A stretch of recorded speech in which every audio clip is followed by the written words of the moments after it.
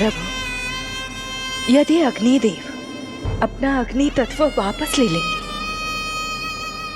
तो इनकी पाचन शक्ति नष्ट हो जाएगी और जीवित रहने के लिए शारीरिक तापमान भी अति आवश्यक होता है।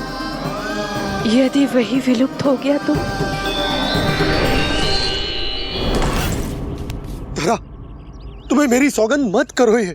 हे भूमाता आकृति दाता, मिथ्या है ये माटी का ढांचा, माटी मुक्त करो इस तन से जब ना मिला हरि का सहारा। प्रभु, भू तत्व ही तन को भार देता है, उसके बिना ये तो पूरी तरह से ढह जाएंगी। धरा, धरा, ये क्या हो गया?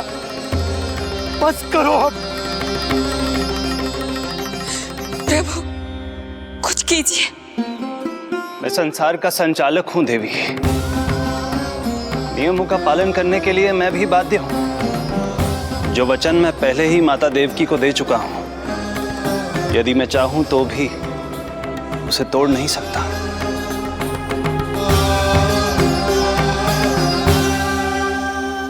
सुख लो आयु सब इस तन की, आस है जो ना शेष है मन की। वायु देव कृपा करो अब ये,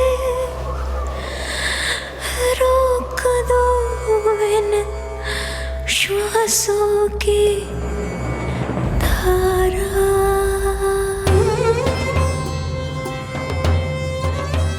प्रभु, प्राण वायु के बिना प्राणों का बचना संभव नहीं।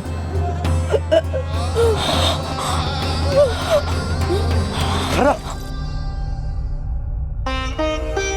धरा, धरा,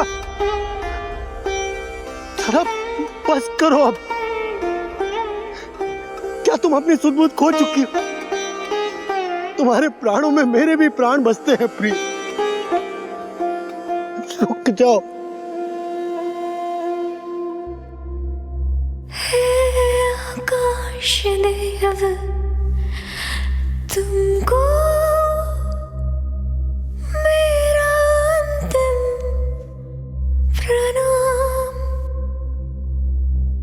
अंतरात्मा लीन करो मेरी, लेके श्री हरि का नाम।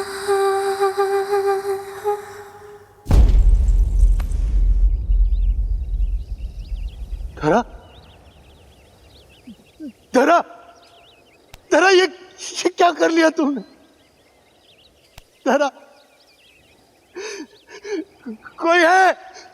कोई है? सहायता कीजिए। धरा, जल। धरा, तुम चिंता मत करना, मैं यही हूं। मैं 2 क्षण में जल लेकर आता हूं।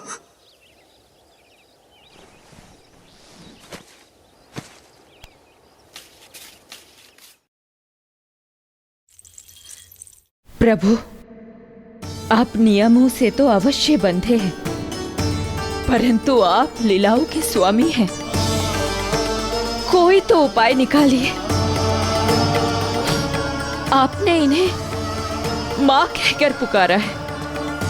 मां की प्राण रक्षा पुत्र नहीं करेगा तो और कौन करेगा?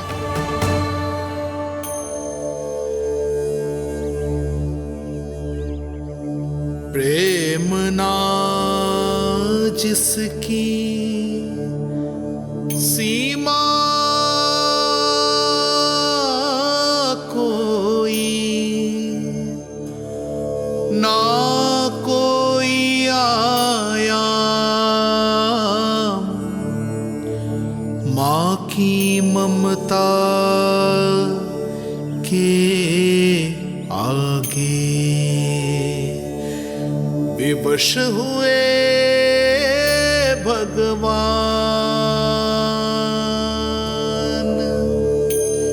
विवश हुए भगवान।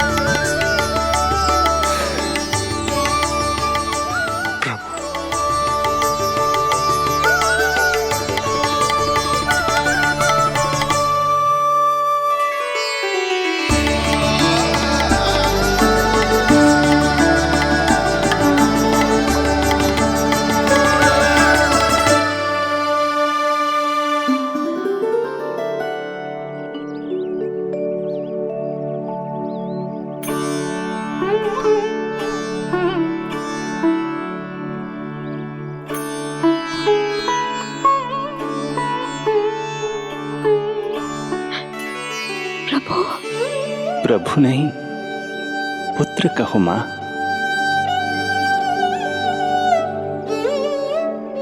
पुत्र, मेरा पुत्र, मेरा पुत्र।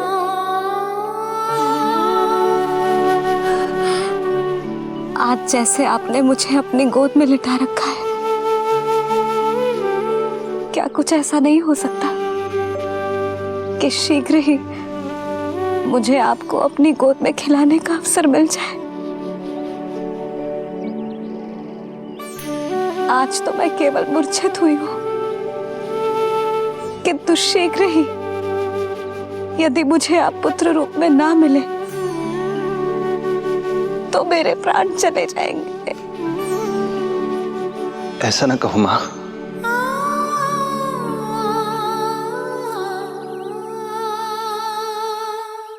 माता देवकी को मैं पहले ही वचन दे चुका हूं, इसलिए विधि के विधान के अनुसार मुझे उन्हीं का पुत्र बनकर जन्म लेना होगा। किंतु आपकी आतुरता का अनुभव करने के बाद अब मैं भी आपका स्नेह पाने से स्वयं को और वंचित नहीं रख सकता। आपने वरदान मांगा था कि आप पुत्र की भांति मेरा पालन पोषण करना चाहती हैं, इसलिए यदि आप उचित समझे तो आप अगले जन्म में ही अपनी इच्छा पूर्ण कर सकती हैं। जिस आयु में संतान को अपनी मां की ममता के आंचल की आवश्यकता सबसे अधिक होती है, उस आयु में अर्थात अपने जन्म के प्रथम दिन से 10 वर्षों तक मैं आपके साथ रहूंगा। किंतु फिर मुझे अपनी जन्म देने वाली मां माता देवकी के पास लौटना होगा। ऐसा करने से मैं उन्हें दिया वचन भी निभा पाऊंगा और आपकी ममता का सौभाग्य भी प्राप्त कर पाऊंगा। यदि आपको स्वीकार हो तो। स्वीकार है प्रभु, सहर्ष स्वीकार है। एक माँ और पुत्र का नाता केवल उसके कोख से जन्म लेने से ही नहीं बनता, ये नाता तो ममता से बनता है। और मैं अपनी ममता आप पर न्यौछावर करने के लिए आतुर हूं। यशोमती मैया के नंद लाला, यशोमती मैया के नंद लाला, यशोमती मैया के नंद लाला, यशोमती मैया के नंद लाला। तो इस प्रकार परमपिता परमेश्वर श्री हरि विष्णु एक ही जन्म में दो दो माताओं का पुत्र बनने के लिए उत्साहित भी थे और भावुक भी। किंतु जगत माता श्री लक्ष्मी और अन्य सभी देवगण ये जानना चाहते थे कि श्री हरि ये अभूतपूर्व कार्य कैसे करेंगे। भगवान बोले, ये सब संभव होगा उसके कारण जो मेरे अगले जन्म की कथा का मुख्य पात्र है, कंस।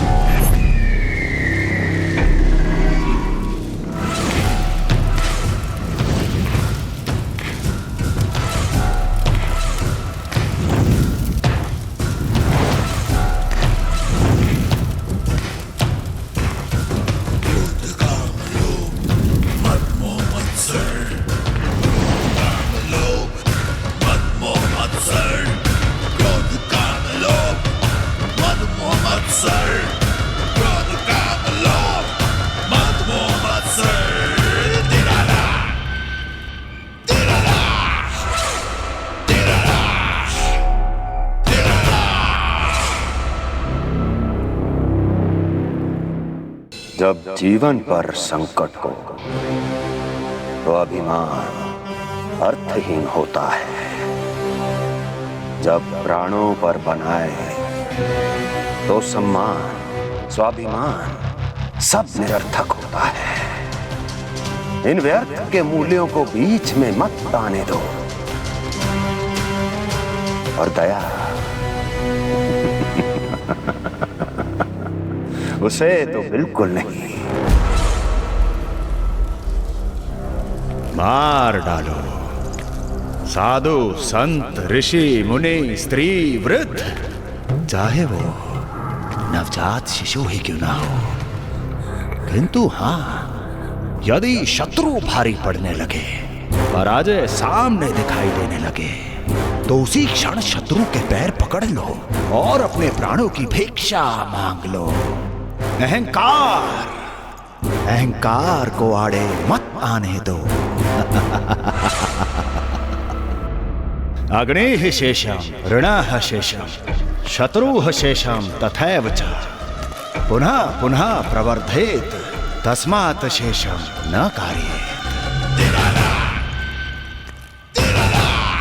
अर्थात अग्नि की एक भी चिंगारी, ऋण की एक भी मुद्रा और शत्रु की एक भी संतान यदि शेष रह जाए तो शीघ्र ही विकराल रूप धारण कर सकती है। इन सब का समूल नाश ही एकमात्र उपाय है अपनी सुरक्षा का। इसलिए कहता हूं,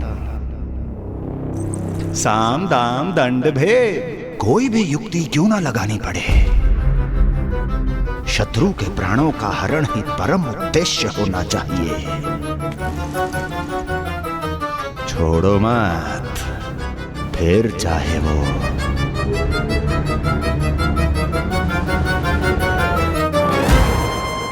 विष्णु ही क्यों ना हो।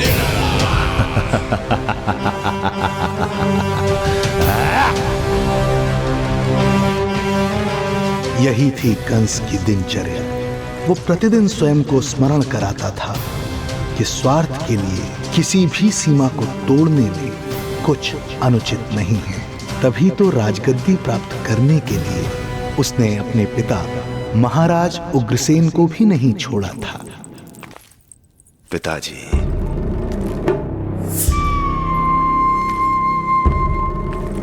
हो सके तो मुझे क्षमा कर दीजिएगा।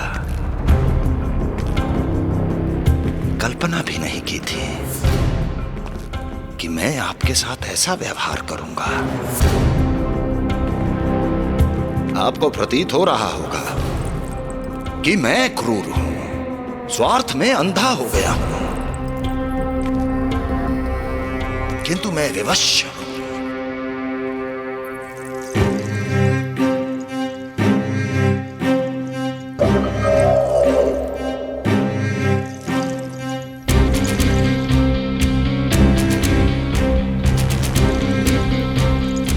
आज से सत्ता का ये भार अब मुझे उठाना पड़ेगा पिताजी, क्योंकि आप तो अत्यंत दयावान हैं। अपनी आवश्यकता से अधिक प्रेम आपको अपनी प्रजा से है, किंतु मैं ऐसा नहीं। मैं अपने शत्रुओं का काल हूं, तभी तो मेरे प्रति दुर्भावना रखने वाले मेरे सम्मुख आने से पहले थर थर कांपते हैं। इसलिए मथुरा का राज सिंहासन मेरे साथ अधिक सुरक्षित रहेगा, क्योंकि मैं आपसे अधिक उपयुक्त हूं पिताजी। मेरा विश्वास कीजिए। हृदय पर गोवर्धन पर्वत रखकर मुझे यह निर्णय लेना पड़ रहा है पिताजी।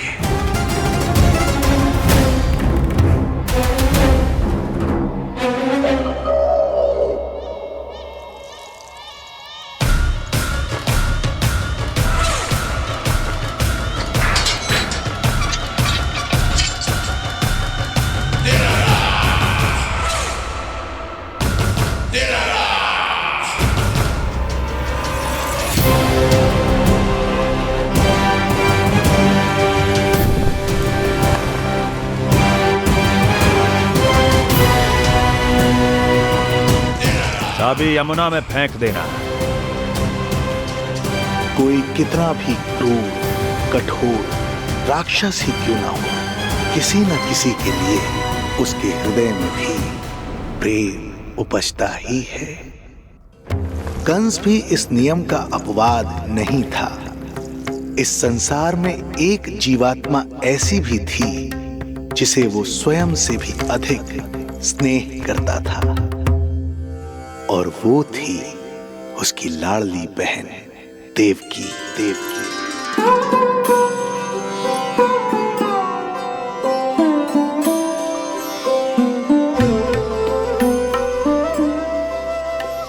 देवकी के लिए कंस एक राजा नहीं, मात्र भाई था, जो अपनी बहन की छोटी सी मुस्कुराहट के लिए आकाश पाताल एक कर सकता था। अत्यंत धूमधाम से उसने अपनी देवकी का विवाह यादवराज वसुदेव के साथ संपन्न करवाया। रुको।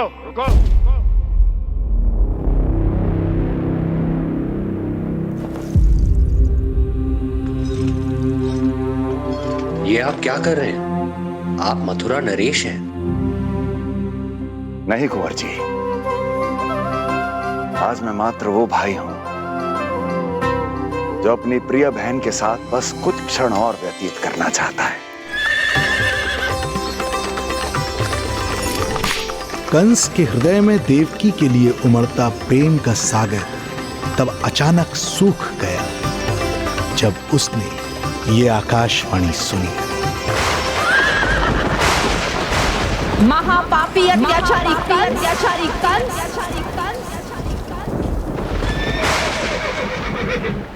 जिस देवकी को तू इतने प्रेम से ससुराल ले जा रहा है, वही तेरे अंत में सहायक होगी। तेरा काल तेरी प्रिय बहन के गर्भ से उसकी 8वीं संतान बनकर जन्म लेगा और तेरा विनाश करेगा, विनाश करेगा।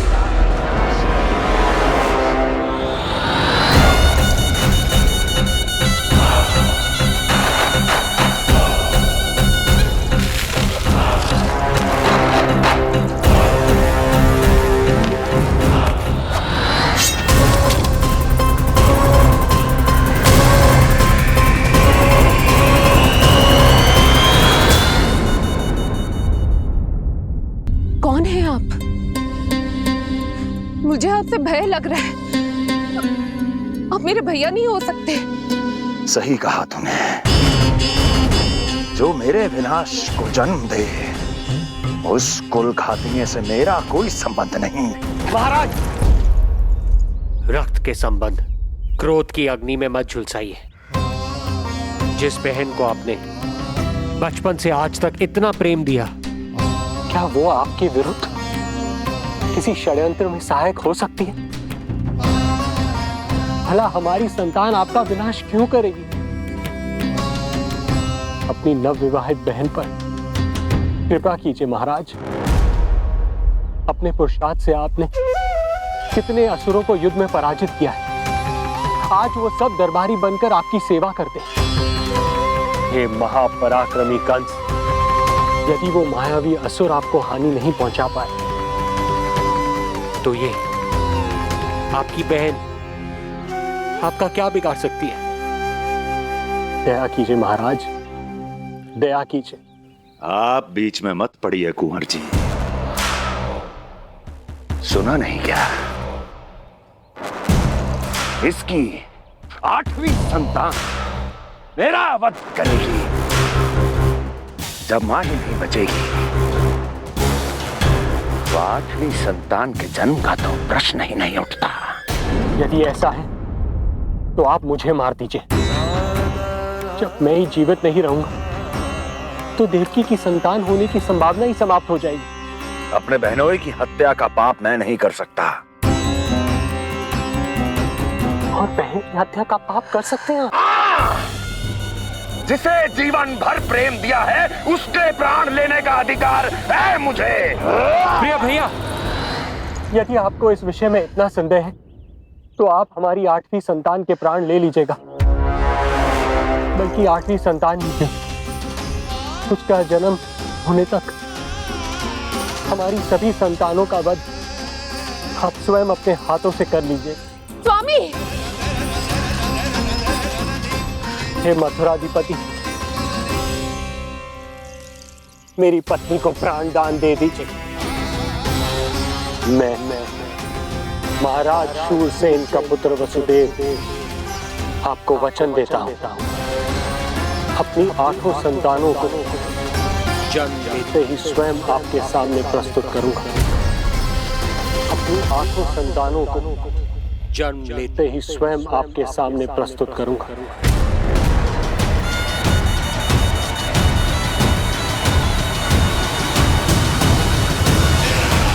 बधाई हो कुंवर जी। अपनी पत्नी के प्राण बचाने में आप सफल हुए, किंतु आपकी संतानें इतनी भाग्यशाली नहीं होंगी। वचन स्मरण रहे।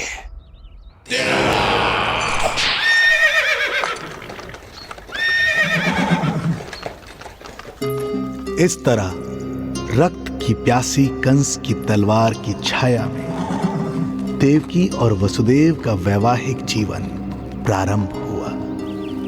जब कंस की निर्ममता और वसुदेव के वचन का यह दुखद समाचार गोकुल पहुंचा, तो हे नारायण, अर्थात राजा वसुदेव यदि कंस के सामने गिड़गिड़ाते नहीं तो रानी देवकी के प्राण चले जाते। हाँ नंदराज, और अब वो दोनों कंस के महल में हैं, किंतु वो महल भी उनके लिए किसी बंदी गृह से कम नहीं है।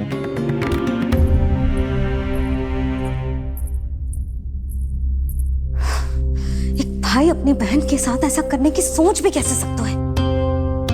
मेरा बस चले तो उस दुष्ट कंस को मटके में डाल के ऐसे घोट के रख दूं जैसे मलाई घोट के माखन निकाला जाता है।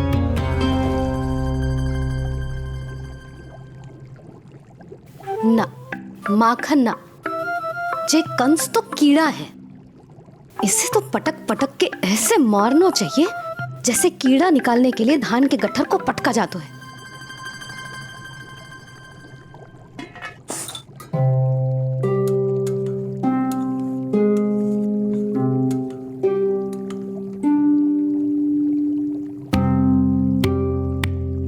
किंतु जब रोहिणी जिज्जी को पता चलेगा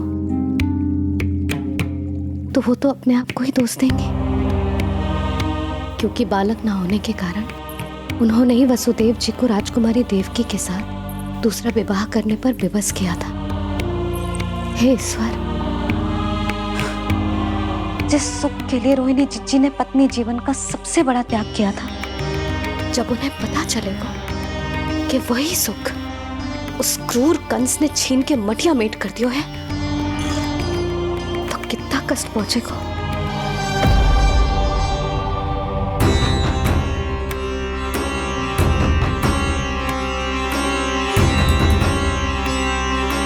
रोहिणी जीजी,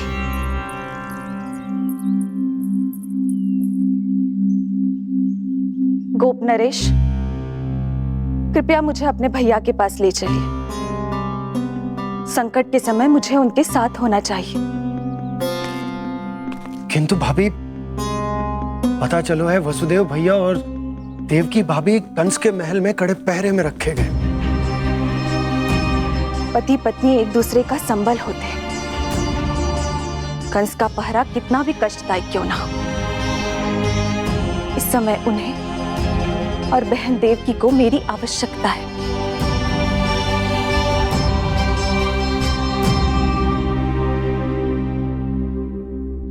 ये मेरी विवशता है कि यादव कुलदीपक होकर भी आपको इस महल में बंदियों की तरह रहना पड़ रहा है, और मैं कुछ कर भी नहीं पा रही। काश आपने मुझसे विवाह ही ना किया होता। तो क्या मैं अपने भाग्य से भाग पाता देवकी? पूर्व जन्म के कर्मों के फल स्वरूप जो हमारी नियति में लिखा है वो तो हमें भोगना ही है। श्री हरि क्या करते हैं, कब और क्यों करते हैं, ये दुख हमारे जीवन में किस उद्देश्य से आए हैं, इन रहस्यों का पता लगा पाना हम मानवों के लिए संभव नहीं है देवकी।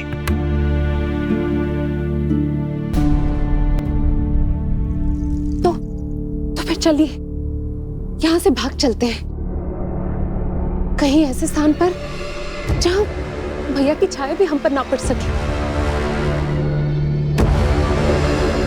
नहीं प्रिय, कंस के गुप्तचरों की दृष्टि हम पर अवश्य होगी, और मैं ऐसा कोई कार्य नहीं कर सकता जिससे तुम्हारे जीवन पर कोई संकट आए। और मैंने उन्हें अपनी सभी संतानों को सौंपने का वचन भी दिया है। अपना वचन मेरे लिए प्राणों से भी अधिक महत्वपूर्ण है देवकी।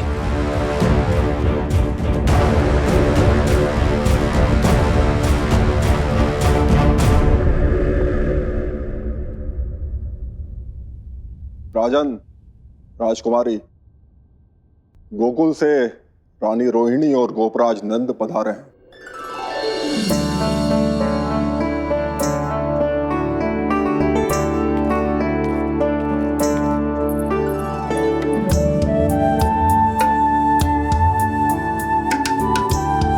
स्वामी,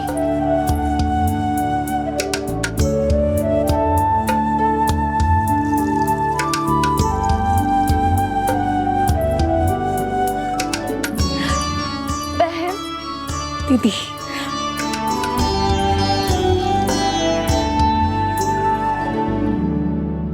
भाई नंद, जो आप हमारे लिए कर रहे हैं उसके लिए धन्यवाद शब्द बहुत छोटा है। मैं अपने भाग्य को स्वीकार कर चुका हूं। यदि यही श्री नारायण की इच्छा है तो यही सही।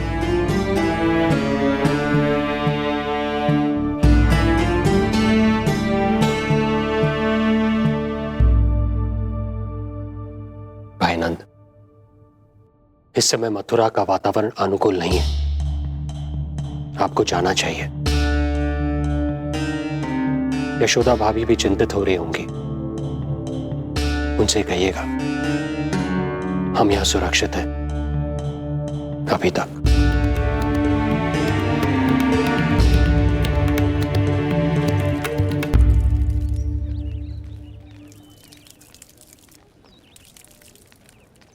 वसुदेव भैया का भाग्य पर भरोसा देख वे अपनी संतानों को कंस को अवश्य सौंपेंगे। ईश्वर, इतना कठोर वचन, जब इसे निभाने का कठिन समय आएगा तो कैसा अनुभव करेंगे वे? उनका हृदय तो चकनाचूर हो जाएगा।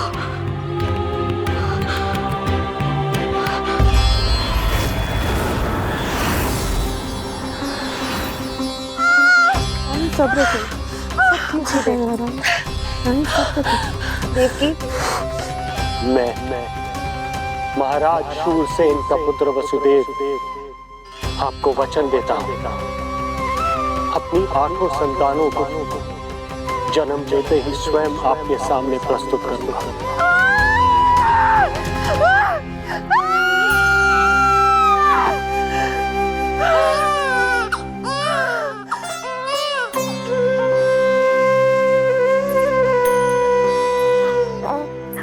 बधाई हो स्वामी, आपको पुत्र रत्न प्राप्त हुआ है।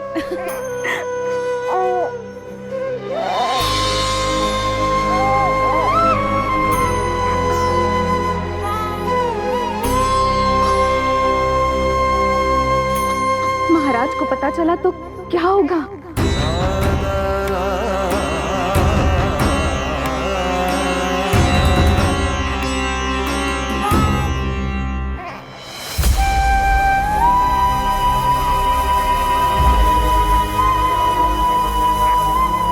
अपने पुत्र को इन हाथों में थामना।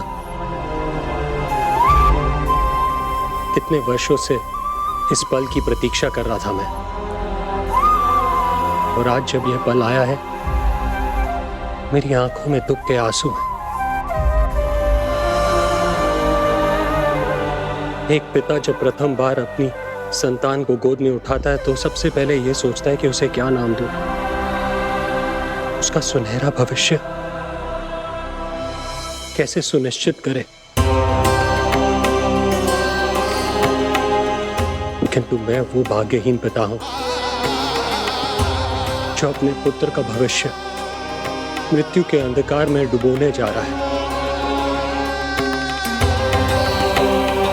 मैं इसे नाम देकर क्या करूंगा?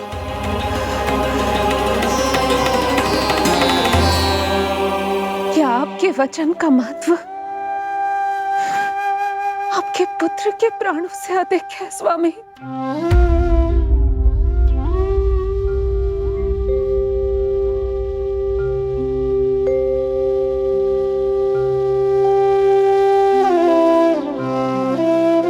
श्री नारायण का दूसरा नाम सत्य होता है देवकी। तुम ही कहो, मैं श्री नारायण से विमुख कैसे हो जाऊं? मुझे अपना वचन निभाना ही होगा। हृदय के टुकड़े टुकड़े क्यों ना हो जाए, मुझे इसे कंस तक ले जाना ही होगा।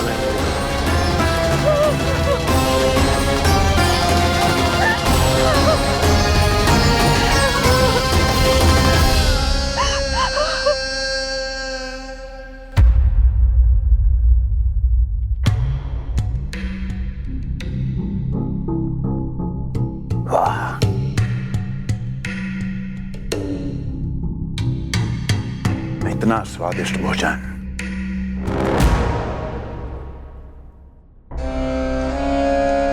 किसी विशेष इच्छा की पूर्ति के लिए मुझे सम्मोहित तो नहीं करना चाहती?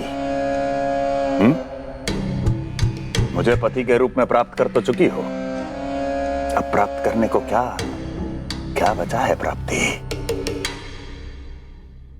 मैं प्राप्ति नहीं, अस्थि हूँ स्वामी। प्राप्ति तो छुई मुई बनकर वहां खड़ी है। आप सदैव अपने विषय में ही सोचते हैं, कभी मेरे और भी निहारा कीजिए, तभी तो मेरा नाम सही से स्मरण होगा आपको। मैं अपने विषय में ही सोचता हूं, तभी तो दसों दिशाओं में मेरे नाम का डंका बजता है, मेरे साम्राज्य का विस्तार होता है, तभी तो मेरा अस्तित्व है। अस्थि स्मरण रहे, तुम हो क्योंकि मैं हूं।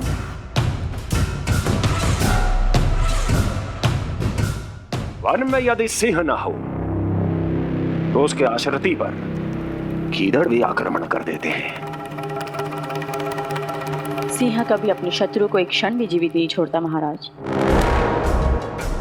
आपने तो छोड़ दिया देवकी को।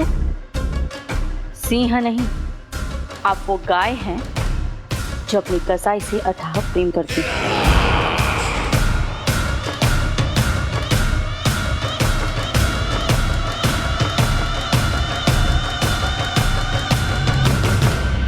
सभी संतानों को जन्म लेते ही मेरे पास लेकर आएगा, ये वचन दिया है वसुदेव ने मुझे। तो फिर आया क्यों नहीं महाराज? प्रथम शिशु का जन्म तो हो चुका है।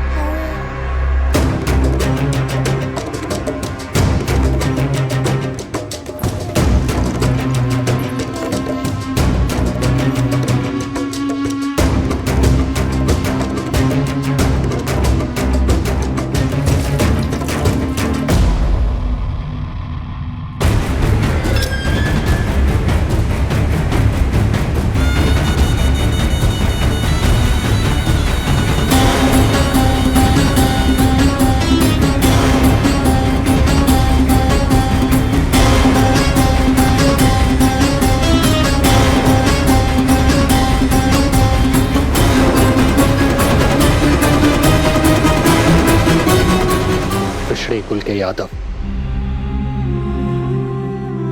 अपना वचन मिथ्या नहीं होने देते महाराज।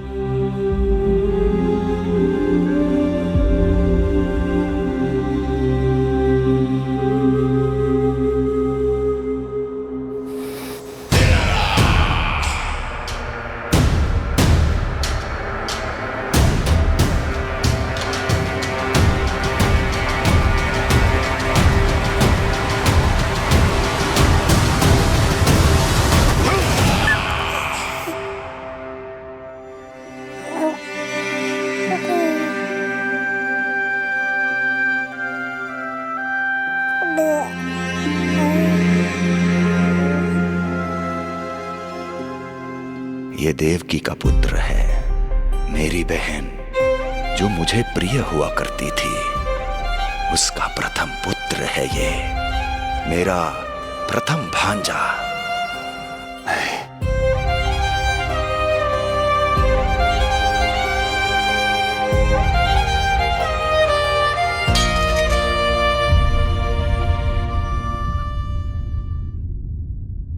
इसे वापस ले जाइए कुंवर जी।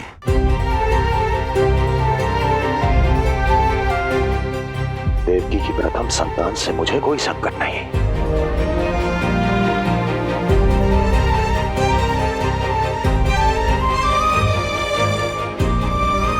और आपको क्या लगता है कुंवर जी कि मैं कोई राक्षस हूं क्या?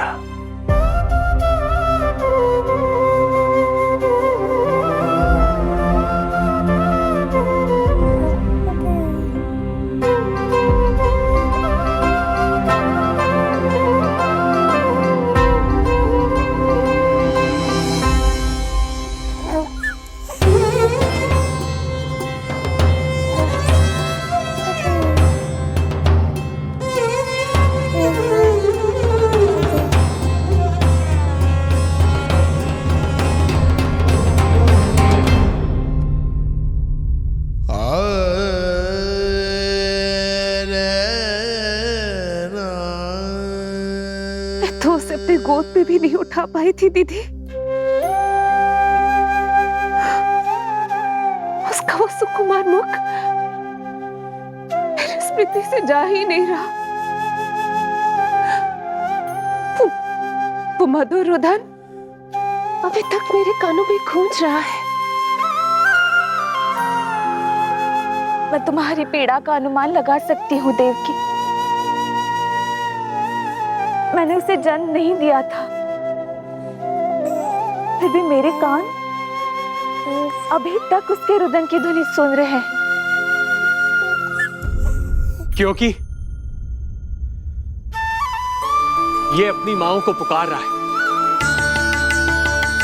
तुम्हारे भैया ने हमारे पुत्र को प्राणदान दे दिया देवकी।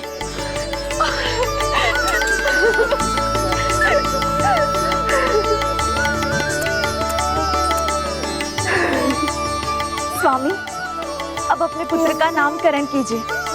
इसे ऐसा नाम दीजिए कि इसका भविष्य यश और कीर्ति से परिपूर्ण हो।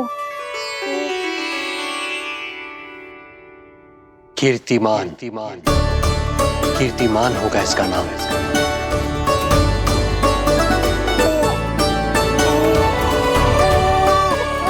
कीर्तिमान।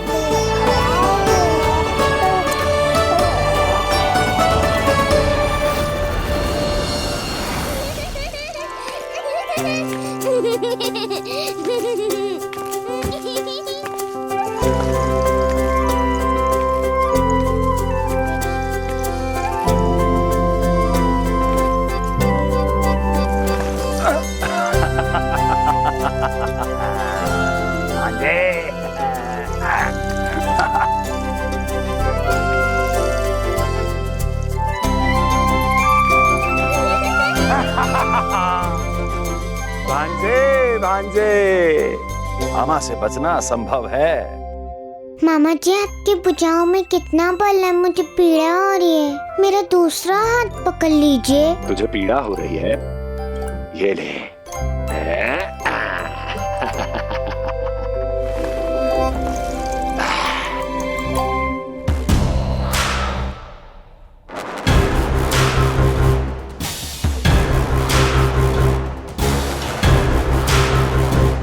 नारायण नारायण। मामा जी मूर्ख बन गए, मामा जी मूर्ख बन गए, मामा जी मूर्ख बन गए। इतना दुस्साहस! जा खेल। अब मामा जो है देवर्षि के साथ मंत्रणा करेंगे। जा खेल। क्योंकि अत्यंत महत्वपूर्ण ना हो तो देवर्षि हमारे द्वार पर आने का कष्ट नहीं उठाएंगे। कहिए देवर्षि, कैसे आना हुआ? मैं तो बस आपको ये अद्भुत कमल पुष्प भेंट करने आया था महाराज। इसे देखते ही मुझे आपका स्मरण हुआ था। मानो ये मुझे पुकार कर कह रहा हो, मुझे महाराज कंस के पास ले चलिए। इसमें तो कुछ भी विशेष नहीं है देवर्षि। इसमें 8 पंखुड़ियां हैं महाराज, और 8वीं पंखुड़ी सबसे विशेष है। यदि विश्वास न हो तो आप स्वयं गिनकर देख लीजिए। आप मेरा उपहास कर रहे हैं देवर्षि। आप गिनिए तो सही महाराज। 1 2 3 4 5 6 7 8। क्या आप निश्चित रूप से कह सकते हैं कि यही 8वीं पंखुड़ी है? विचार कीजिए महाराज। क्या आप बिना किसी शंका के कह सकते हैं कि कौन सी पंखुड़ी पहली है और कौन सी 8वीं? क्या आप पूर्ण विश्वास के साथ कह सकते हैं कि कौन प्रथम है और कौन अंतिम? फिर चाहे वो पंखुड़ी हो या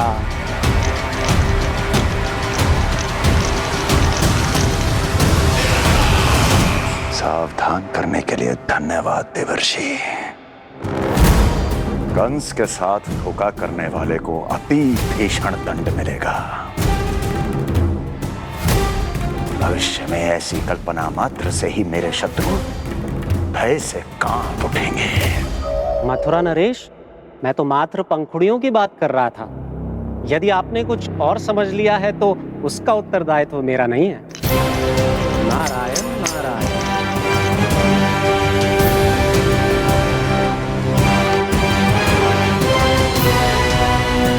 विचार कीजिए महाराज, क्या आप बिना किसी शंका के कह सकते हैं कि कौन सी पंखुड़ी पहली है और कौन सी 8वीं? क्या आप पूर्ण विश्वास के साथ कह सकते हैं कि कौन प्रथम है और कौन अंतिम? फिर चाहे वो पंखुड़ी हो या...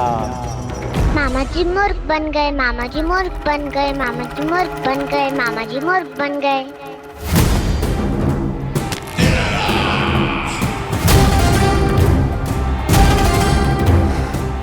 कंस को कोई मूर्ख नहीं बना सकता। कीर्तिमान। जी मामा जी।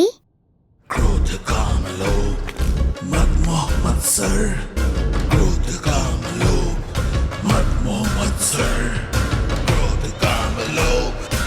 मामा जी मुझे दर्द हो रहा है। काम लोभ मद मोह मत्सर, क्रोध काम लोभ मद मोह मत्सर। स्वामी, ये कीर्तिमान के लिए कैसा लग रहा है? ये लीजिए स्वामी।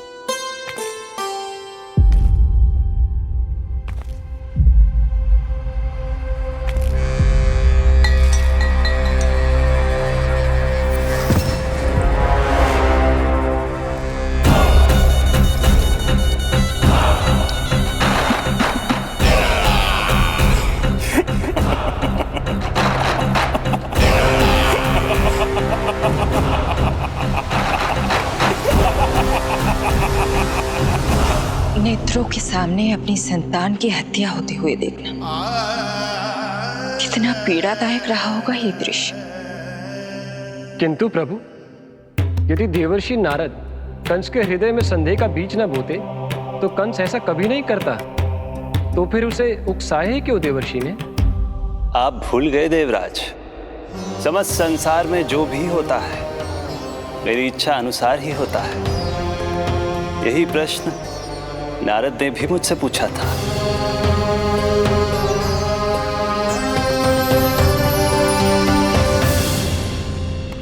नारायण नारायण।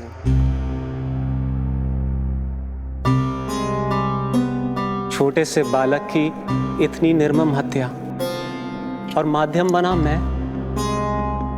प्रभु, ये कैसी लीला है आपकी? अभी तो देवकी की 5 और संतानों की हत्या होना शेष है नारद। अब से कंस शिशुओं के जन्म लेते ही उनकी हत्या कर देगा। यदि जन्म के तुरंत बाद ही मृत्यु होनी है तो जन्म का लाभ ही क्या है प्रभु?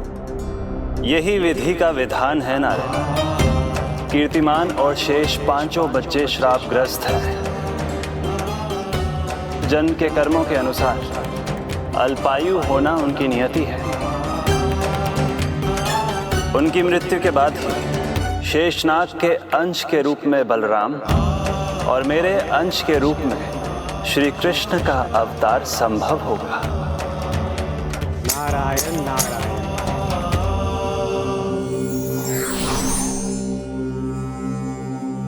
देवकी के पुत्र एक के बाद एक जन्म लेते रहे और उनकी हत्या कर कंस अपने पापों की संख्या में वृद्धि करता रहा। नहीं!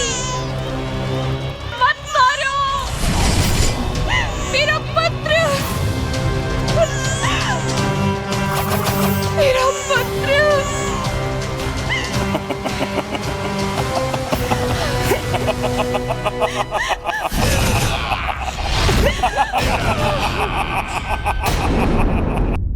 अब उसकी क्रूरता की कथा ऐसे मोड़ पर आ पहुंची जहां से वापसी असंभव है, क्योंकि अभी अभी उसने देवकी के छठे पुत्र का वध कर दिया है।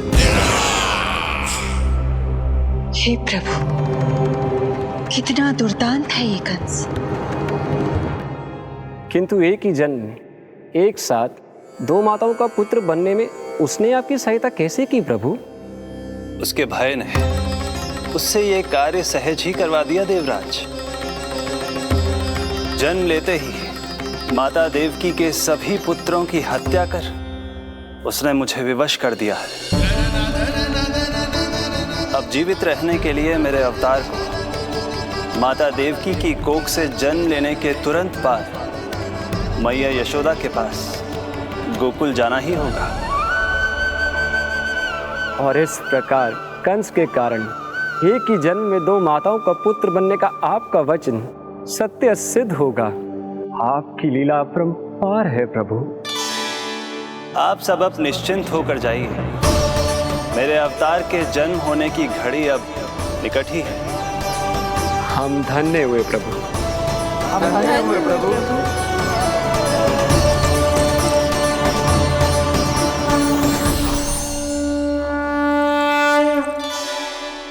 मुझे तो अभी से मैया यशोदा के साथ आपको खेलते हुए देखने की उत्सुकता हो रही है। उनकी प्रवृत्ति कितनी निराली है। क्रोध ना करूं तो क्या करूं? देखिए इसकी शैतानी, फिर चला गया सुलक्षणा के बगीचे में फूल खाने। और आपको तो पता है ना सुलक्षणा का, इतनी सी त्रुटि हो जाए पूरे गांव में बखान करने में कोई कमी ना रखती। और जे की अरे जब ग्वालिनों को पता चलेगा तो क्या कहेंगी? यही ना कि जसोदा अपने बच्चे को खाना ना देती, भूखा रखे है। सुनो जी, मैं तो कहती हूँ अब ब्याह करा देते इसका। अब वो ही ध्यान रखेगी इसका। केवल पत्नी सुधार सकती है तुझे। तुम इसके बारे में बात कर रही हो कि मेरे बारे में? नहीं, वैसे सारे गोकुल वाले यही कहते हैं कि हमारे घर पर तुम्हारा ही राज चलता है। हे नारायण, ये परिहास की बात है क्या? मैं इतना दबा के रखती हूँ क्या आपको? यशोदा, हास की बात थी। रामू के कारण मुंह से निकल गई।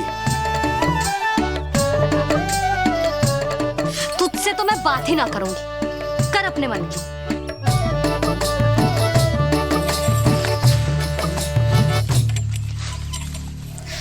पता है तुझे मुझे कितना क्रोध आता है जब तू ऐसे बिना बताए घर से चला जाता है। प्रेम है जे मेरा, चिंता है मेरी। तुझे कुछ हो जाए तो अपना लल्ला माना है तुझे।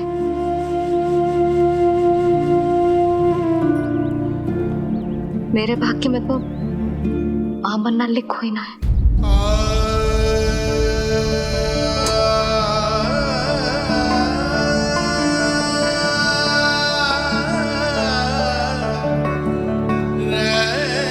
यशोदा,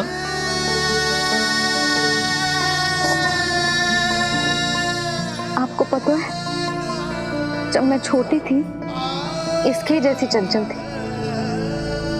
गांव वाले कहते थे एक बार बड़ी हो जाएगी अपने आप ठहराव आ जाएगा। ना आयो। फिर बड़े बूढ़े कहने लगे चिंता की कछु बात ना है, एक बार शादी हो जाएगी सब ठीक हो जाएगा। ना हुआ। फिर सबन ने कही एक बार बालक हो जाने दो, गोद भर जाएगी अपने आप परिपक्व हो जाएगी। पर गोद तो भरी ना मेरी। बालक तो हुआ ही ना। उस पर जब जे भी भाग जाता है तो मुझे रह रह के यही स्मरण होता है कि कमी मुझ में ही है। मैं ही किसी बात का ध्यान न रख पाती। संभव है यही कारण से नारायण ने बालक ना दियो मुझे। यदि देते तो बहुत बुरी मैया बनती मैं। यशोदा, क्या होगा तुम्हें? कहाँ की बात कहाँ लेकर जा रही हो तुम?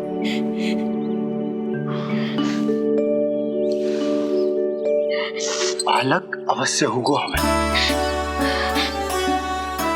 और बहुत अच्छी मैया बनोगी तुम। बस नारायण सही समय की प्रतीक्षा कर रहे हैं। मेरी तो ना सुन रहे बे। आप ही कह दियो उनसे अब और प्रतीक्षा ना होगी मुझसे।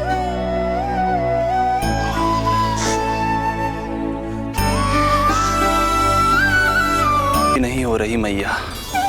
तो फिर मैया की इच्छा पूरी कीजिए प्रभु। जिस क्षण की प्रतीक्षा मुझे इतने वर्षों से थी, बस अब वो निकट है।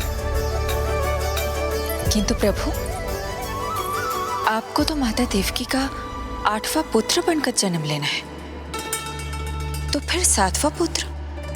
धीरज रखिए, धीरज। आपको तो ज्ञात ही है, मेरे यहां देर है, अंधेर नहीं। मैं यहाँ तुम दोनों पर आश्रित हूँ यशोदा। भोजन, सुरक्षा, परिवार का अपनापन सब कुछ दिया है तुमने मुझे, किंतु मेरा दुख मुझे एक क्षण भी चैन लेने नहीं देता। मेरे स्वामी और बहन देवकी कितने ही वर्षों से कंस की काल कोठरी में बंदी है। दिन रात नियति के शाप को सहन करने के अतिरिक्त और कोई उपाय नहीं है उनके पास। ऐसे में मैं सुख की सांस कैसे लूं? कीर्तिमान की हत्या के बाद मेरी सुरक्षा के लिए मेरे स्वामी ने मुझे यहाँ भिजवा दिया, चुपचाप। किंतु मेरा हृदय तो वही छूट गया यशोदा। इससे तो अच्छा होता कि मैं भी उसी कारागार में होती, मेरे स्वामी और बहन देवकी का दुख तो साझा कर पाती। अपनी 6 संतानों को कंस के हाथों मृत्यु के गोद में जाते देखा है उन्होंने। अब तो मुझे उस क्षण की कल्पना से भी डर लगने लगा है, जब देवकी अपने 7वें पुत्र को अपने गर्भ में धारण करेगी। भय से भविष्य नहीं टलता, होनी होकर ही रहती है। समय बीता और देवकी के गर्भ में 7वें पुत्र का आगमन हुआ। क्या इसका भी भविष्य वही होगा जिसके भाइयों का हुआ था? इस बंदी गृह की दीवारें, प्रत्येक ईंट, प्रत्येक पत्थर, यहां तक कि यहां की वायु भी उस कंस की बंदी है। अब तक तो उसे सूचना भी मिल चुकी होगी। वो निर्दयी, क्रूर प्रतीक्षा कर रहा होगा कि कब तुम्हें प्रसव हो और कब उसकी तलवार हमारे नन्हे शिशु, हमारी 7वीं संतान का रक्त पिए।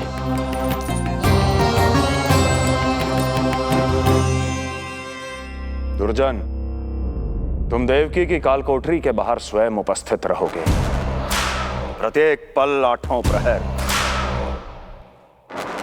जैसे ही शिशु पहली श्वास ले, तुम मुझे सूचित करोगे। अवश्य महाराज, आज्ञा दें।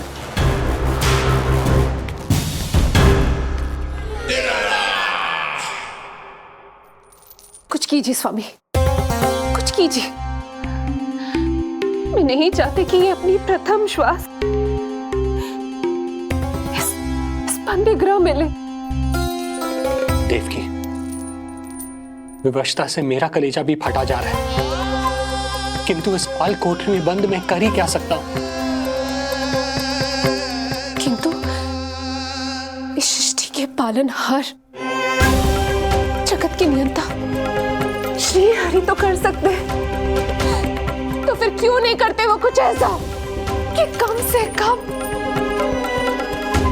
मेरी इस संतान का अंत उतना दुखद ना हो जैसा अन्य संतानों का हुआ था। क्यों नहीं करते वो कुछ? हरे क्यों नहीं करते? बताइए ना स्वामी, क्यों नहीं करते वो? क्यों नहीं करते? जो देवी भविष्य में मेरी मां बनने वाली है, उनकी करुणा भरी पुकार को मैं व्यर्थ कैसे जाने दे सकता हूं? कंस के राक्षस तत्व के अंत के लिए ऐसी माया की आवश्यकता है जो मेरी लीलाओं को क्रियान्वित भी कर दे और उसे भनक भी ना पड़े। ऐसी क्षमता और माया किसके पास है प्रभु?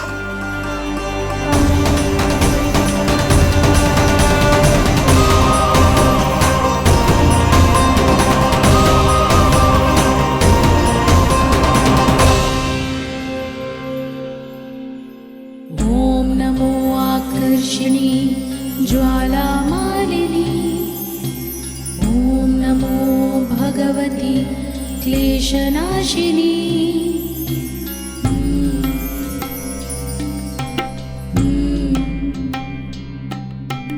ओम नमो योगमाये सर्वमोहिनी, ओम नमो योगमाये सर्वर। आज्ञा दीजिए प्रभु।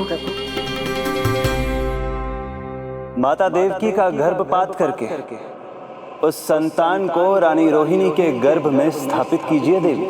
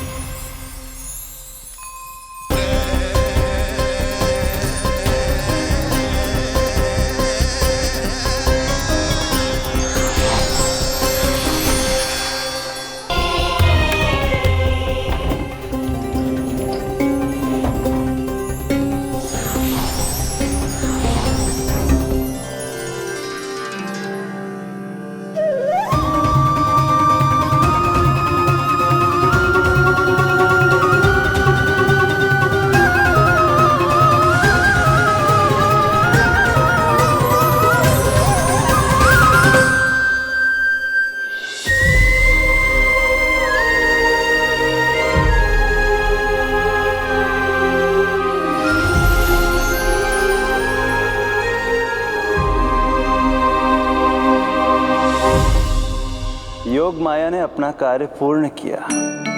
सुबह सूर्य की रश्मियां देवी रोहिणी को ऐसा संदेश सुनाएंगी जिसे सुनकर वो प्रसन्नता से झूम उठेंगी।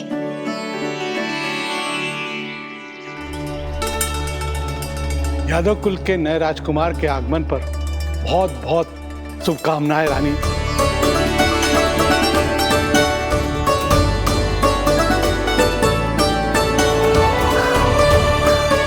यशोदा, मैं माँ बनने वाली हूँ। यशोदा, सुना तुमने? चिच्ची, मैं माँ बनने वाली हूँ।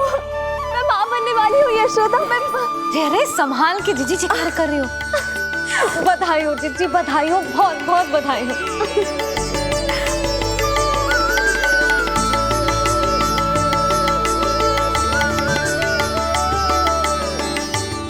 विधि का विधान भी विचित्र होता है। रोहिणी, जिनका ये पुत्र नहीं है, वो प्रसन्न है, किंतु देवकी, जिनका ये पुत्र है, वो व्याकुल है।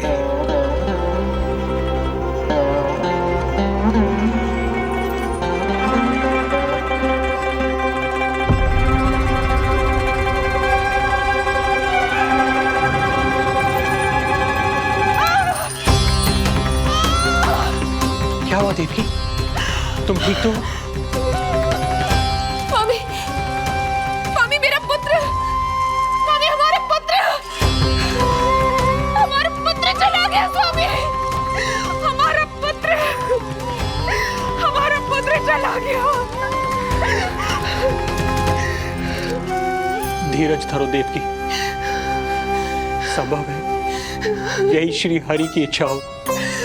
किंतु मैंने उनसे ये तो नहीं मांगा था ना स्वामी। मैंने कहा था हमारा पुत्र यहाँ श्वास न ले, इसका ये अर्थ नहीं था। क्यों किया नारायण ने ऐसा? क्यों किया?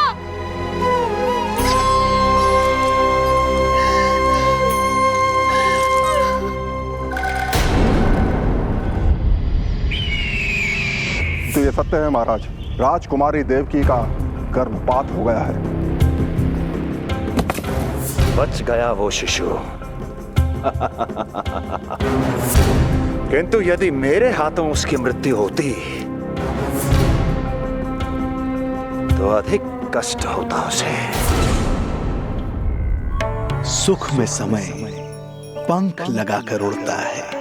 शीघ्र ही रोहिणी के प्रसव का दिन आ पहुंचा और उसने एक स्वस्थ और सुंदर बालक को जन्म दिया।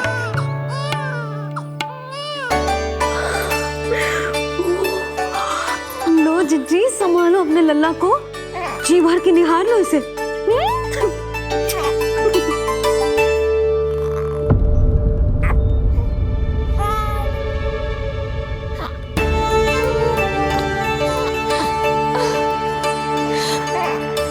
मेरा पुत्र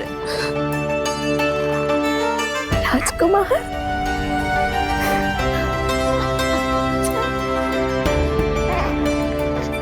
अच्छा जीजी, मैं तनिक इनको भी सूचना देकर आती हूँ। वसुदेव भैया तक भी तुझे शुभ समाचार पहुंचानो है।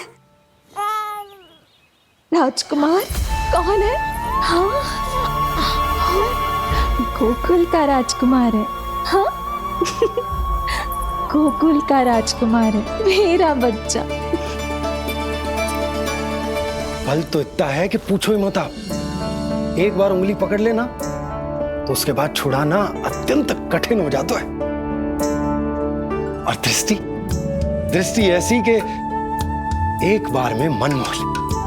भगवान श्री राम की भांति सबको प्रसन्न रखतो है। बस तो फिर उसका नाम बल राम रखना। तो फिर उसका नाम बल राम रखना। देवकी, बधाई हो, तुम छोटी मां बन गई। भैया, आप दोनों कछु चिंता न करियो। बलराम का लालन पालन मेरा उत्तरदायित्व है। उसे कछु कमी ना होने दूंगा मैं।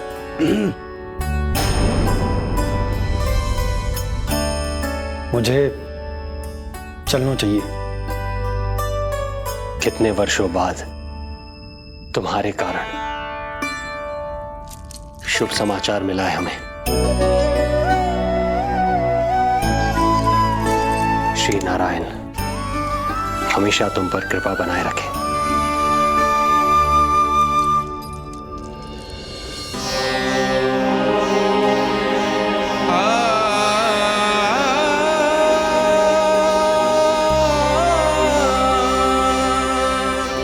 आपको बहुत बहुत बधाई हो स्वामी।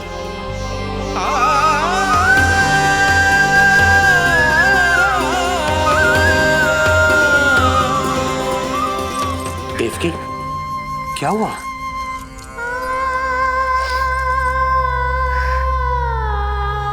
कुछ नहीं। रोहिणी दीदी ने हमको वो सुख दे दिया कभी ना दे सकी। उन्होंने आपको संतान दे दी, किंतु मैं देवकी,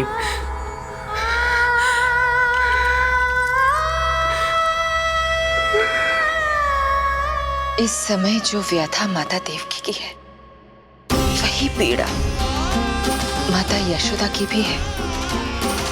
माता देवकी की ममता अपनी सभी संतानों को खोने की वेदना से त्रस्त है, तो माता यशोदा की ममता संतान ना होने के संताप में झुलस रही है।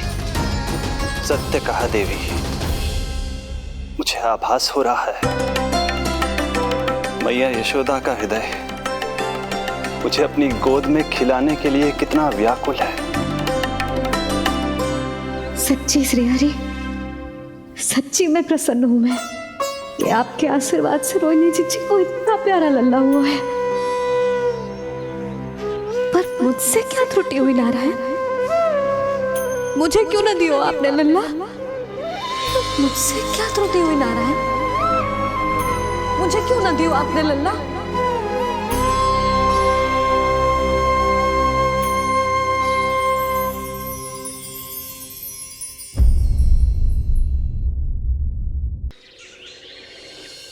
सच्ची श्री हरि, सच्ची मैं प्रसन्न हूं मैं कि आपके आशीर्वाद से रोहिणी जीजी को इतना प्यारा लल्ला हुआ है। पर मुझसे क्या त्रुटि हुई नारायण? मुझे क्यों न दियो आपने लल्ला? मुझसे क्या त्रुटि हुई नारायण? मुझे क्यों न दियो आपने लल्ला? अब तो माता देवकी की 7वें संतान का भी जन्म हो गया है प्रभु। अब आपके अवतार लेने में किस बात की देर है? यशोदा, ले तुम यहाँ आओ और मैं पूरे घर में ढूंढतो फिर रहा हूं। पता चला तुमने सुबह से कछु ना खाए हो। चलो कछु खा लो, आ जाओ। कहीं ना जा रही मैं।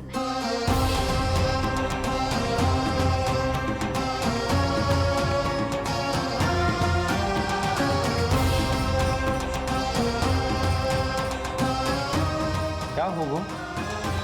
हरि को बांध के बैठी हूँ। जब तक मेरे प्रश्नों के उत्तर ना देंगे, ना कहीं जाऊंगी, ना कछु खाऊंगी। कौन से प्रश्न और कैसे उत्तर? गोकुल की प्रत्येक स्त्री को ममता का वरदान दिया है आपने, तो नारायण मुझसे ऐसा कौन सा अपराध होगा कि आपने मुझे अभी तक इस सुख से वंचित रखा है?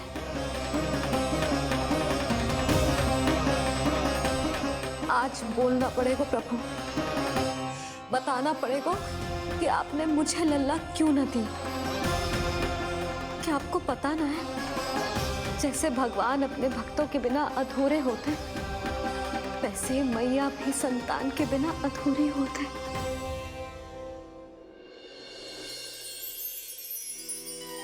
साचा सुमीरन सबसे हरि को, साचा है हरि नाम, जिनकी कृपा से बन जाती है सबके बिगड़े काम। साचा सुमीरन। प्रभु, मैया यशोदा उसी वेदना का अनुभव कर रही है जिसका अनुभव उन्होंने पिछले जन्म में माता धारा के रूप में किया था। आपका कथन सत्य है देवी। अब मैया यशोदा को उनके कष्ट से मुक्ति दिलाने का समय आ गया है।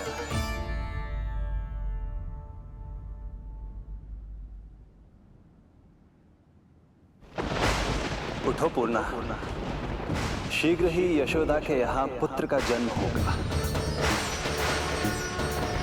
नक्षत्रों की गति से उत्पन्न संकेतों को देखो।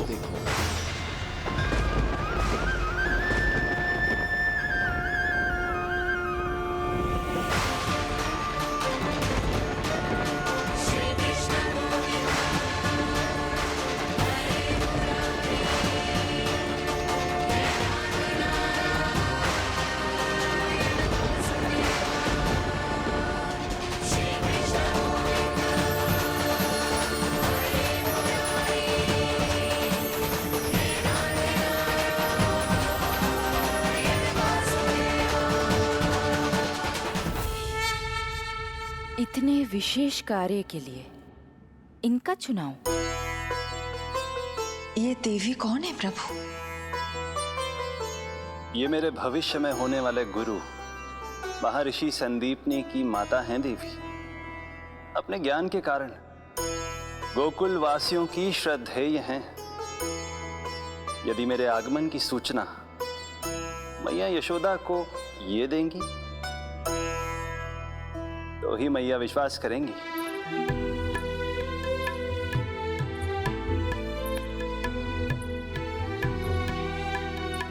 आंगन खाली, आंचल खाली, सूखे उपवन की मैं माली। क्यों ना मेरे भाग में ललना, क्या मेरे घर ना एगो पलना। विवश ना करो इतना मुझको, मिलेगो ना एक क्षण भी शयन को।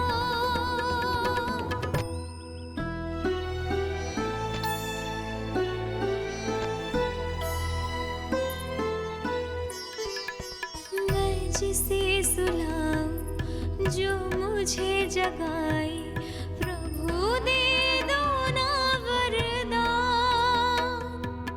साचा सुमीरन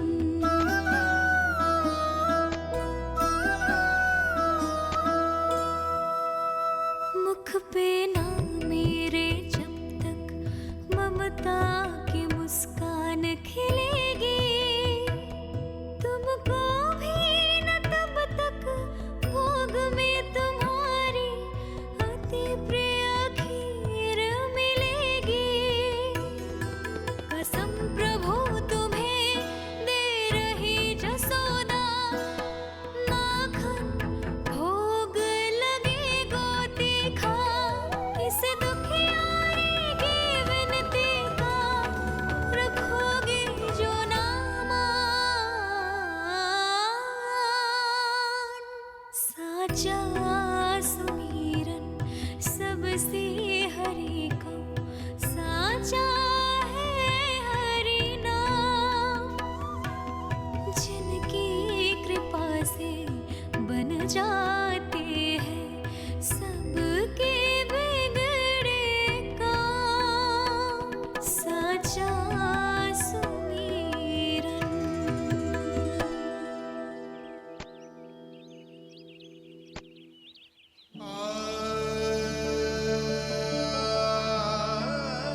यशोदा, मैं तुम्हारी व्यथा समझ रहा हूं, पर खाना छोड़ना अच्छी बात ना है। श्री हरि तुम्हारी पुकार अवश्य सुनेंगे। भरोसा रखो। लो, कचो खा लो। भगवान से हट करना सही बात नहीं है यशोदा। भूखे प्यासे रहे प्राण देने हैं क्या? यशोदा,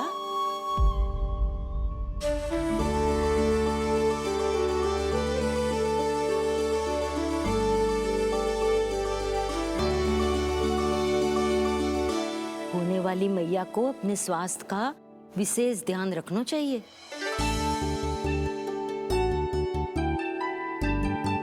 खाना खा। भौचक देखती मती रहे, विश्वास कर। नक्षत्रों की गति देखी है मैंने। पूर्णा मौसी, क्या सच्ची? आप सच्ची कह रही हो ना? भाद्रपद माह की अष्टमी तिथि को रोहिणी नक्षत्र में जब सूर्य सिंह राशि का होगा और चंद्र वृषभ राशि का, तब मध्य रात्रि तेरे लल्ला का जन्म होगा।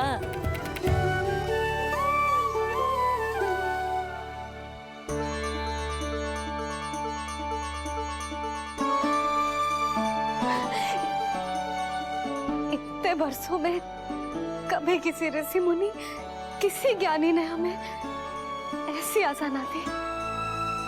आज पहली बार हमें इतना स्पष्ट आश्वासन मिलो है बहुत बहुत धन्यवाद आपका पूर्णा मौसी, बहुत बहुत धन्यवाद।